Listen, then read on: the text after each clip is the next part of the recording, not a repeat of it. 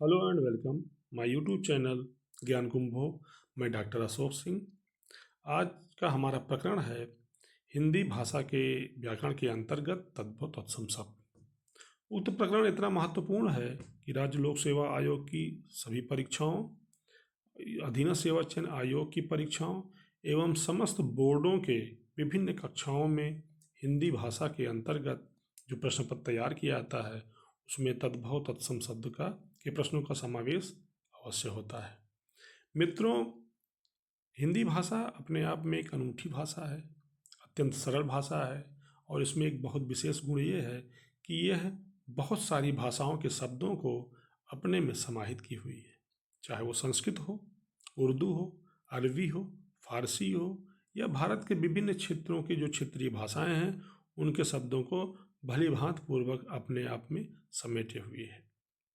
इसी कारण हिंदी के जो शब्द हैं उनको उत्पत्ति के आधार पे 5 भागों में बांटा गया है, जिनको हम इस रूप में देख सकते हैं: तद्भव, तत्सम, देशज, विदेशज और संकर।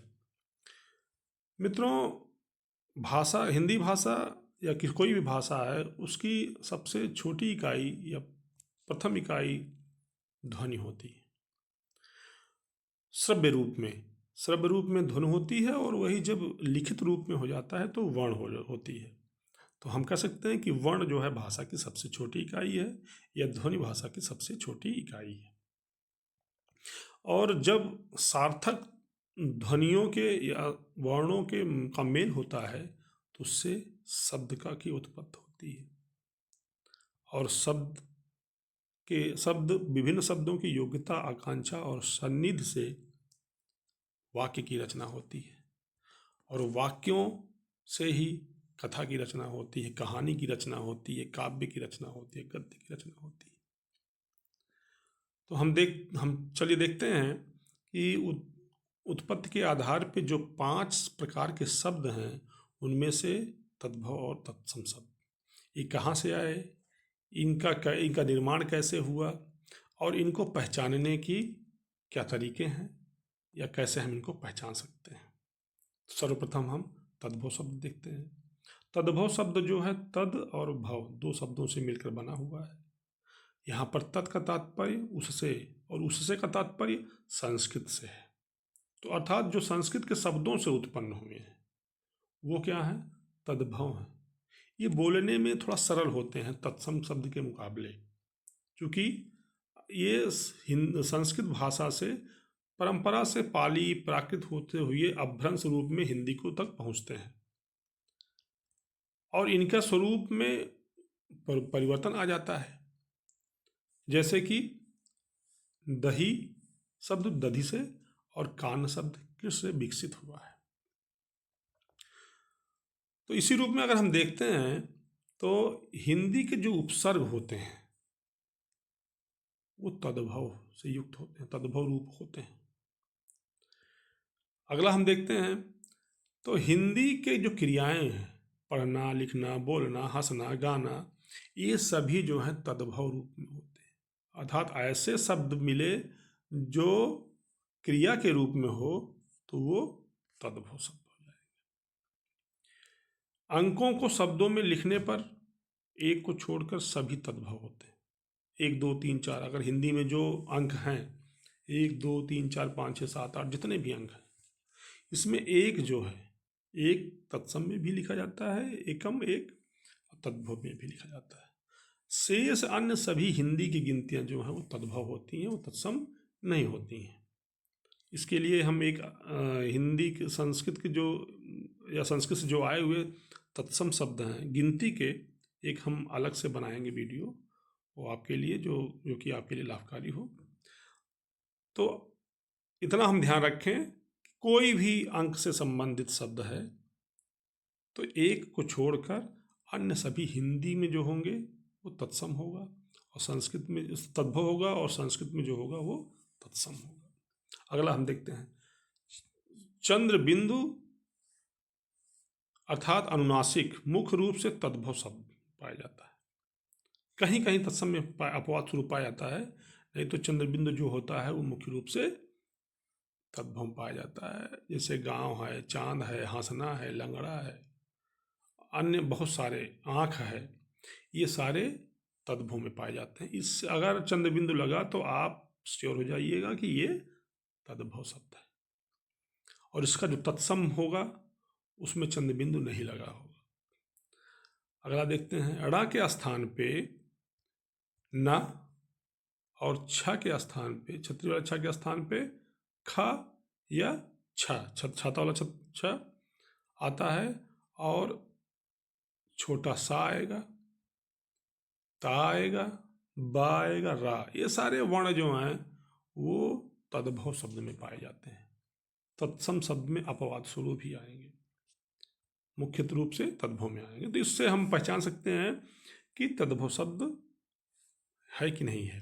तद्भव शब्द सरल होगा, तद्भव शब्द में उपसर्ग से युक्त चीज़ें होंगी, क्रिया जो होंगी वो तद्भव शब्द में होंगे, सारी गिनतियाँ हिंदी की तद्भव शब्द में होंगी, चंद्रबिंदु होगा, छोटा या दंतसा होगा तो तद्भव होगा, ब का प्रयोग किया होगा, न का प्रयोग किया होगा, रा का प्रयोग किया होगा, खा या छ का, ये सभी वर्ण जो है तद्भव शब्दों में प्रयोग किए जाएंगे। अब तत्सम शब्द देखते हैं। तो तत्सम शब्द जो है वो दो शब्दों से मिलकर बना हुआ है, तत् और सम।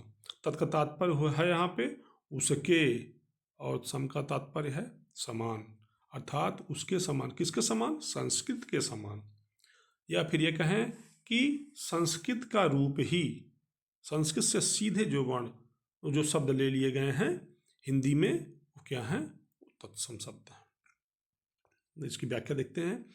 हिंदी के जो शब्द संस्कृत से ज्यों का त्यों ग्रहण कर लिया गया है तथा जिसमें कोई ध्वनि परिवर्तन नहीं हुआ, अर्थात हूबहू जो शब्द संस्कृत से हिंदी में आए हैं वो तत्सम शब्द कहलाते हैं। एक शब्द में हम इसको समझ सकते हैं, यदि संस्कृत का शब्द है हिंदी में रखा गया है तो वो तत्सम शब्द है। जैसे गृही, ग्रहण और पितृ, कर्म, मातृ आदि, ये सारे शब्द जो है ये तत्सम शब्द में पाए जाएंगे। इसका आप लोग स्क्रीनशॉट ले सकते हैं अपने समझने के लिए, बार बार देखने के लिए, जिससे कि आपकी अवधारणा का पूरी रूप से विकसित हो जाए और आप उन वर्णों को पहचान सकें, उन नियमों को पहचान सकें जो इनमें विभेद करने में समर्थ बनाएगी आपको, साथ ही साथ तद्भव तत्सम शब्द को पहचान करने में भी आपको समर्थ बनाएगी। आगे देखते हैं तत्सम और तद्भव शब्दों को पहचानने की नियम। नंबर 1, तत्सम शब्दों के पीछे छतरी वाला छ वर्ण का प्रयोग होता है और तद्भव शब्द के पीछे खा या छ का प्रयोग होता है। अब इसका एग्जाम्पल देख लेते हैं। ये तत्सम शब्द है और इधर तद्भव शब्द है। अब जो छ था, छोदन, उससे क्या बन गया? खोदना हो गया। छुर संस्कृत शब्द से आया हुआ है, इसका खुर हो गया। क्षत्रिय ये संस्कृत शब्द से आया हुआ शब्द है और इसका हम खत्रिय हो गया। क्षेत्र को हम खेत कहते हैं, पक्षी को हम पंछी कहते हैं। इसी प्रकार दूसरा नियम, तत्सम शब्दों में स्रा का प्रयोग होता है और तद्भव शब्दों में छोटा सा, अर्थात इसको हम दंत सा कहते हैं, इनका प्रयोग होता है। इससे हम पहचान सकते हैं कि ये शब्द जो है संस्कृत से आया हुआ है, क्योंकि इसमें स्रा का प्रयोग किया गया है, और ये तद्भव शब्द है जिसमें छोटा या दंत सा का प्रयोग किया गया है। तत्सम शब्दों में सा का प्रयोग होता है और ये देखिए सा का प्रयोग होता है, और तद्भव शब्दों में छोटा सा या दंत सा का प्रयोग किया जाता है। इसका उदाहरण देखते हैं। दीपशलाका। दीपशलाका में आप देखिए सा का प्रयोग किया गया, जिसको तालब सा बोलते हैं या बड़ा सा बोलते हैं, और दिया सलाई में दंत सा या छोटा सा का प्रयोग किया गया है। अगला देखते हैं सलाका। ये तत्सम शब्द है, इसमें भी तालब सा का प्रयोग किया गया है, और इसका सलाई तद्भव, इसमें छोटा सा या दंत सा का प्रयोग किया गया है। अगला लेते हैं हम, तो अगले में तत्सम शब्दों में सा वर्णों का प्रयोग होता है। ये सा कह दें या इसको खटकोण वाला खा कह दें या इसको हम मूर्धन्य सा कह दें, तो हमेशा मूर्धन्य सा जो है ये तत्सम शब्दों में आएगा। जैसे कृषक, कृषक में तत्सम शब्द है, इसमें मूर्धन्य सा आया है। और किसान तद्भव शब्द है, इसमें छोटा सा या दंत सा का प्रयोग हुआ है। तद्भव शब्दों में री की मात्रा का प्रयोग होता है, जैसे कृत, गृह, तो दोनों शब्दों से मिलकर कृतगृह बना और इसका तद्भव हो गया कचहरी। अगला देखते हैं, तत्सम शब्दों में रा की मात्रा का प्रयोग होता है, जैसे अमृत। अब यहाँ पर री का मात्रा का प्रयोग किया गया है और आम्र, आम्र में पदेन रा का प्रयोग किया गया, जिसको मात्रा भी बोलते हैं, रा की मात्रा। और इसका तद्भव हो गया आम और अमृत का तद्भव हो गया अमीर। अगला देखते हैं इसी रूप तरह सातवां, तत्सम शब्दों में वा का प्रयोग होता है, जबकि तद्भव शब्दों में बा का प्रयोग होता है, जैसे वन का बन। तो इस रूप में हम पहचान सकते हैं, अगर वा का प्रयोग किया गया तो तत्सम शब्द है और बा का प्रयोग किया गया है तो ये तद्भव शब्द होगा। इसी तरह हम आगे देखते हैं, एक विषय है ये कि हमने जैसे आगे पढ़ा हुआ है कि छ के जगह पे खा, तो प्रायः है छतरी वाले छ के जगह पे तद्भव शब्दों में प्रायः खा या छतरी वाला छ ही प्रयोग किया जाता है। लेकिन कुछ शब्द ऐसे होते हैं जो खा तत्सम में भी खा है और तद्भव में भी खा है। उनका उदाहरण दिया गया है, जैसे खान में खनी, खान का हुआ। खाट, खाट का खटवा हो गया। खेल का खेला।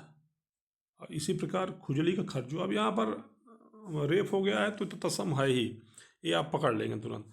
लेकिन कुछ वर्ण ऐसे हैं, कुछ शब्द ऐसे हैं जिसको हमें याद करना पड़ेगा। जैसे खाट का खटवा है।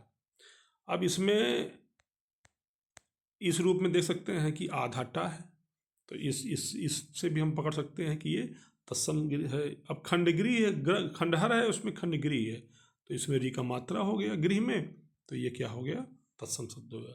तो इस तरह अगर हम देखते हैं कि तत्सम शब्द को पढ़ना थोड़ा सा कठिन होता है। उनमें आधे व्यंजन का प्रयोग प्रायः किया जाता है। रेफ रा का प्रयोग किया जाता है, पदेन रा का प्रयोग किया जाता है, वा का प्रयोग किया जाता है, ड़ का प्रयोग किया जाता है, स्र का प्रयोग, ज्ञ का प्रयोग, ऐसे वर्णों का प्रयोग किया जाता है जो पढ़ने में थोड़ा सा क्लिष्ट होते हैं। तो इस रूप में हम पहचान सकते हैं कि संस्कृत से आए हुए तत्सम शब्द हैं और इसके विपरीत तद्भव शब्द थोड़ा सा पढ़ने में सरल होता है। और जो आगे बताया गया, जो वर्ण बताए गए, जो नियम बताए गए, उसको हम यदि अपने दिमाग में रखते हैं तो हम तद्भव शब्द को बड़ी आसानी से पहचान सकते हैं और अपने उत्तर की पहचान कर सकते हैं। मित्रों, यदि आपको वीडियो पसंद आया हो, ये सारे अवधारणाएं, ये नियम उदाहरण पसंद आए हों, तो हमारे चैनल को सब्सक्राइब करिए, जिससे कि आने वाले वीडियोज़ आप तक सबसे पहले पहुँचें और आप उन वीडियो का पूरा उपयोग कर सकें अपनी परीक्षा में। इसको देखकर अपनी परीक्षा में उत्तर का चयन सटीकता से कर सकें। धन्यवाद।